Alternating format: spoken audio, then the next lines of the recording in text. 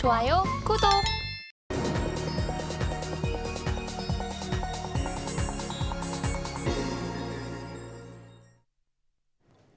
화요일 아침 8시 반 향해 가고 있습니다. 매일 아침 8시 반 저희 서울경제TV에서 센티멘탈 대 펀더멘탈 매일 두 종목씩 말씀을 드리겠습니다.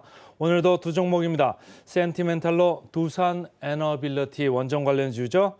펀더멘탈로 한화 에어로스페이스 방산 관련주입니다. 자, 두산 에너빌리티부터 들어가겠습니다. 어제 원전주들이 전반적으로 반등세를 보였습니다. 미국의 소형 원전이죠. SMR 그 개발을 갖다가 한 업체랑 현대건설이 계약을 하면서 앞으로 미국 본토에다가 SMR을 갖다 건설할 거다 이런 뉴스가 전해졌기 때문인데요. 현대건설도 많이 올랐습니다만 저는 오히려 두산 에너빌리티 이걸 좀 봐줘야 되겠다 이런 생각을 해가지고 가져왔습니다. 한전기술도 어제 좀 올랐고 두산 에너빌리티도 같이 좀 올랐죠.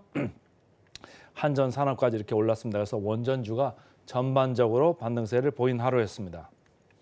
어제 나온 뉴스를 제가 간단히 좀 여기다가 적어놨는데요. 현대건설하고 미국의 홀텍스라는 업체하고 SMR 이쪽을 착공한다는 소식이 나왔어요. 그래가지고 미국 본토에 이제 하는데 아직은 좀 장기적으로 남아 있는 거죠. 그러니까 이런 기대하지 않았던 소식이 전해지니까 현대건설 어땠습니까? 주가가 막 7% 이렇게 넘게 올라가면서 상당히 강했는데 관련해가지고 두산 에너빌리티 주가도 좋았고 다른 주가들도 괜찮았다 이렇게 보시면 되겠습니다.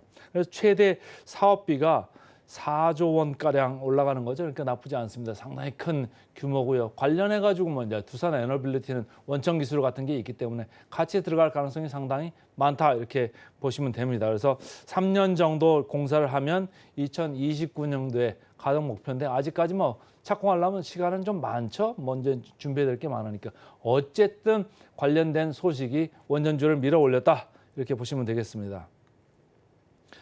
대형 원전 다음은 SMR이다. 이렇게 NH투자증권에서 이렇게 리포트가 나왔네요. 그래서 전반적으로 미국이 2030년까지는 본격적으로 소형 원전 쪽에 생태계를 육성을 하려고 한다. 그리고 누스켈이나 이쪽에서 한 6천억 정도 금년 하반기에 이제 수주를 기대를 하고 있습니다. 엑스에너지 이쪽에 상업운전도 이제 선행이 필요한데 어쨌든 이런 쪽에 두산 에너빌리티가 들어가면서 여러 가지 수주를 할 가능성이 많다 이런 얘기를 하고 있습니다. 차트를 보시겠습니다. 차트를 보시면 전체적으로 지금 8월 18일까지 쭉 이렇게 내려왔습니다. 15,940원이 바닥이었네요. 그전에는 6월 20일까지 이렇게 쭉 올랐다가 지금 거의 2달 이 정도를 쭉 빠졌습니다. 그러니까 최근에 이 장기 이동 평균은 다 밑으로 내려가 있죠. 내려가 있는데 지금 외국인들은 여기서 이제 매수를 시작을 했습니다. 외국인들이 매수를 하고 있는 가운데 어제는 기관까지도 가담을 했다. 그러니까 거래량이 조금 늘어나는 느낌이죠. 이쪽에서 주가가 슬슬 밀릴 때는 거래량이 이렇게 떨어지면서 파는 사람 이렇게 천천히 계속 밀고 내려가는 그런 분위기였다가 갑자기 이제 돌아서니까 주가가 최근에 하나오션도 그렇고 LNF도 그렇고 제가 금요일 또 어제 센티멘탈 펀더멘탈 코너에서 센티멘탈 쪽으로 최근에 조금 돌아서는 느낌이 있습니다. 근데 주가가 어떻습니까? 월요일 상당히 둘 다 강했거든요. 두산 에너빌리티도 그런 느낌이 조금 있어서 제 레이더에 걸렸다 이렇게 보시면 되고요. 거래량이 약간씩 붙고 있다. 외국인 매수 중심의 기관까지 매수를 가담을 했습니다. 역사적 밸류 밴드를 보면 아직 이렇게 하단까지 내려온 정도는 아니죠. 주가가 이렇게 조정을 받았습니다만 여전히 중상단 이쪽 부분에는 있습니다. 그래가지고 이 회사는 기본적으로 한 번도 싼 적이 없었습니다. 밸류에이션이 싼 적이 없었는데 지금도 많이 리레이팅이 됐다가 차익 실현에 쭉 내려왔다가 다시 조금 정신을 차리려고 하는 그 와중에 있는 것 같습니다.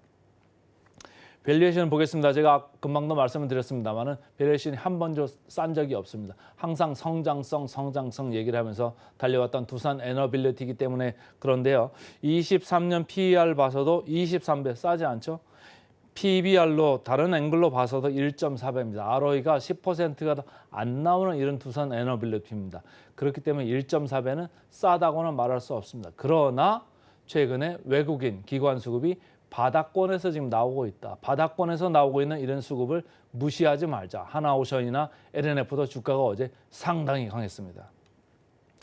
목표 주가 보겠습니다. 목표 주가 21,500원에서 계속적으로 지금 12주 연속으로 이렇게 유지되고 있는데요. 목표 주가 대비 상승 여력은 25% 남아 있습니다. 그래서 최근 분위기 괜찮아지고 있는 두산 에너빌리티 오늘 센티멘탈 주식으로 먼저 말씀을 드렸습니다.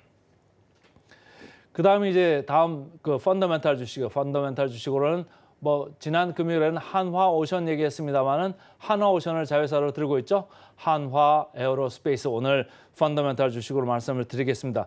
대장주 역할을 하면서 방산주를 끌어올렸던 이런 한화 에어로스페이스입니다. 한화오션도 조선주 중에서는 대장주 역할을 했었다가 최근에 조정을 증자한다는 뉴스로 조정을 받았다가 다시 강하게 반등을 했습니다만은 한화 에어로스페이스도 이런 방산 관련주 중에서는 가장 대장 역할을 상반기 내내 했었습니다. 그런데 2분기 실적이 약간 저조하면서 주가는 밑으로 내렸죠. 그래서 이 지지선 부분까지 왔다가 최근엔 다시 고개를 들려고 하고 있습니다. 그건 왜일까요? 하반기 가면서 모멘텀을 지금 생각하는 사람들이 다시 등장하기 때문입니다. 그 모멘텀 바로 이겁니다. 폴란드 그리고 호주에서 나오는 모멘텀입니다. 2분기 실적은 이제 악재를 반영한 느낌이고요. 폴란드 쪽에서 2차 계약 가능성도 있다 이런 얘기를 하고 K9, 백문 그리고 천무 10억 불 전체적으로 이거 뭐 한 4조 이거 추가로 한 1조 정도 해가지고 5조 이상 되는 이런 프로젝트가 수주를 되면 또 뭐 좋은 거 아니겠습니까? 아무래도 수주 가능성이 있으면 주가는 먼저 오르기 시작합니다. 호주의 레드백 중장갑차죠. 이쪽 사업도 작게는 2조, 많게는 6조 건의 이게 우선 협상 대상자로 선정이 됐습니다. 선정이 됐는데도 주가가 밀리니까 2분기 실적도 생각보다 안 좋았고 그러니까 주가는 조금 밀리다가 최근에 바닥권을 잡고 다시 올라가는 이런 분위기입니다. 뭐 여기뿐만이 아니고 다른 나라에서도 계속적으로 이제 수주 상담이나 이런 게 있을 수 있다고 보면 이제는 바닥권이 아니겠느냐 이런 생각을 하는 리포트입니다.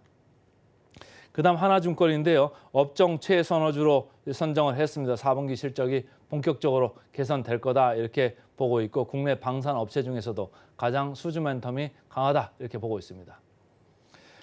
그다음 차트를 보시면 계속적으로 내려왔고요. 2분기 실적 안 좋아진 것도 있고 호주 레드백 우선 사업자 그 협상 대상자로 선정이 됐음에도 불구하고 뭐 어쨌든 주가가 밀려내려니까 뭐 기대감이 있다가 뉴스에다가 판 이런 형상이 됐는데 최근에 8월 22일까지 10만 3,800원까지 내려왔었네요. 어제 고개를 좀 들었죠. 그래서 전체적으로 방산주가 올라가는데 한화 에어로스페이스 먼저 이렇게 고개를 들은 감이 있습니다. 이 한화 에어로스페이스는 아까 제가 앞서서도 말씀을 드렸습니다만은 한화오션이라는 회사를 가지고 있습니다.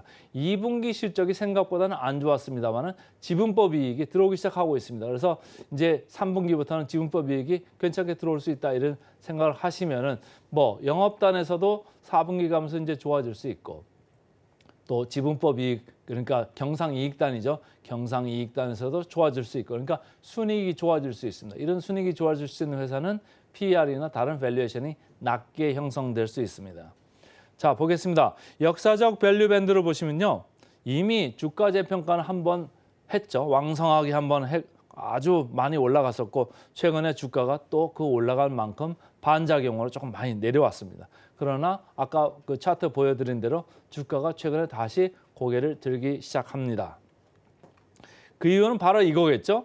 23년 PER을 봤을 때 6.5배입니다. 다른 그 경쟁 업체들 보면 동종 업체들 보면 LIG 넥스원 뭐 싼 주식 중에 하나가 맞습니다만은 11.3배입니다.